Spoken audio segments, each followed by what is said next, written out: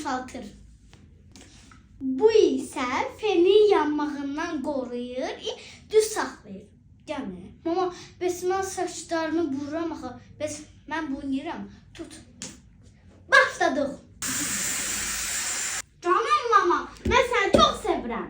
Canım qızım, mən də səni çox sevirəm. Amma deyirəm ki, Düzdür. canım mama. Mən də ona.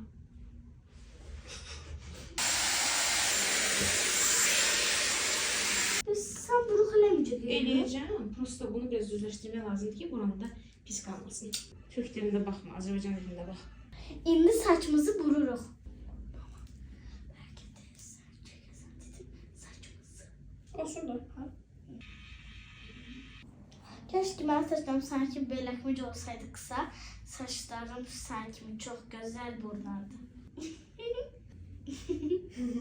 Harada paylaşacaqsan?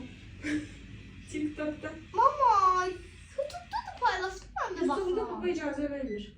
Yemək üçün TikTok yükləmişsiniz ki? TikTok uşaqlar üçün deyil. Instagram. Instagram da olmaz. Əgər siz də belə çox danışırsınızsa, Danışırsınızsa? danışmağı sevirsinizsə, kommentariyaya yəni bunu yazın. Mən çox vaxtı rayondaydım, yəni hamı oradaydı. Çox vaxt rayonda olmur. Bir günlük rayona 40 gedib günlük. gəlir. 40 gün, hə? O günü Xaçmazda, hə?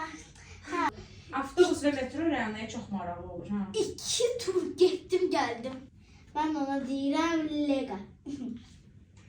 Nənə adı Leyladır, hə? Bunu Lega deyir. Sabah gimnastika var, ha? Başlarıq elə biraz. Maki şuki.